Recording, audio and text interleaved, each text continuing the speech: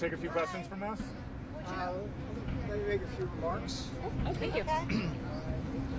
We have a very fast-moving situation with the tariffs on China, Canada, and Mexico. Obviously, we've had a very good result today with Mexico, with the president negotiating directly with the Mexican president.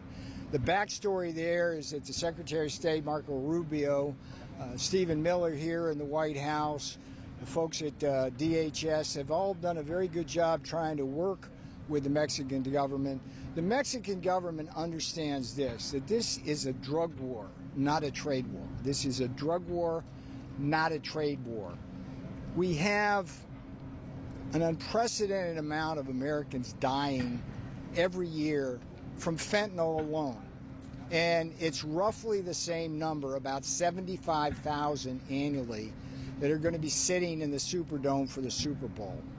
And it's more by a large margin than the number of soldiers we lost in the Vietnam War. And this happens year after year after year. The way this process works is it starts with China.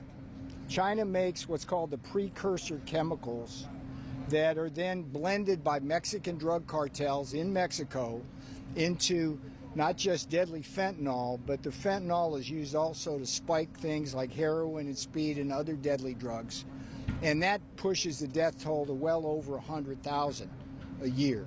And then what has happened with Canada is the Mexican cartels have expanded up to Canada. They're making fentanyl there and sending it down to the U.S. from there. The Chinese are using Canada to send in small parcels below the radar, and fentanyl, one glass of it can kill millions of Americans. Just one single glass. It's that deadly. Canada, what is it now? It's 1:27 here, East Coast time. President Trump will be speaking for the second time with the Canadian Prime Minister, Justin Trudeau. The difference between Mexico and Canada thus far is that Canada thinks we're fighting a trade war with them. That's not the case here. This is a drug war. And I think it's important that if Canadian citizens themselves can understand that what we are trying to do here is stop the killing of Americans by these deadly drugs, to stop Canada from allowing terrorists on the watch list, up to 100 have already come in, from entering our country. That will be the way to find a resolution of this problem. So let's see what happens. The boss always likes to say that. I'll take a few questions only with respect to this situation. Sir. Can you say, so are you happy that now that there's a deferral for a month with the Mexican tariffs, and do you think that these tariffs were used more as a threat, or is the administration actually planning for them to take effect? If President Trump and the Mexican president can agree on substantial steps towards solving this problem, which will then lead to a 30-day grace period on this, everybody should be happy. Mexico's happy. United States is happy. We've got a long way to go. There's a lot of things to be done, but this is the way President Trump negotiates.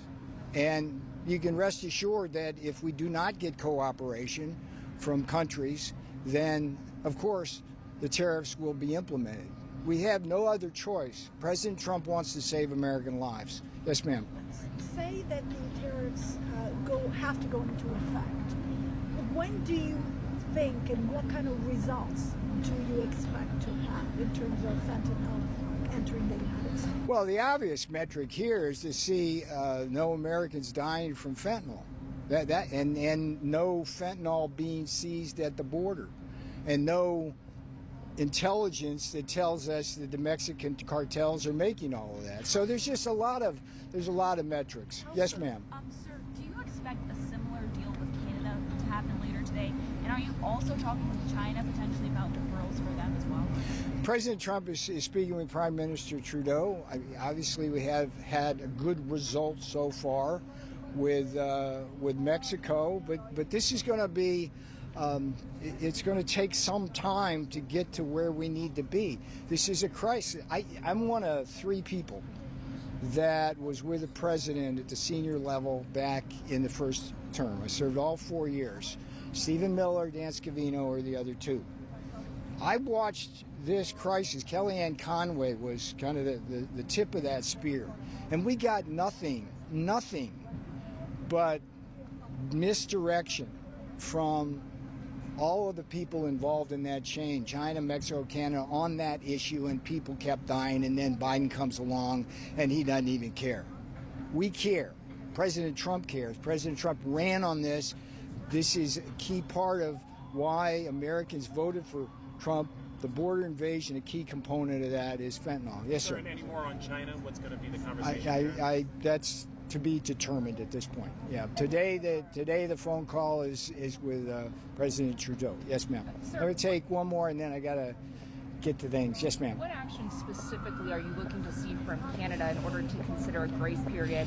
And then I know you don't want to get too far into China, but have officials in the administration been in contact with their counterparts on this issue today? So that's a diplomatic issue, and those discussions will be between Canadian diplomats, the presidents, President Trump, Mr. Trudeau, and as I said earlier, Secretary of State Marco Rubio is doing a wonderful job engaging. This is the way diplomacy works, and President Trump does it better than anybody. All right, one more, sir.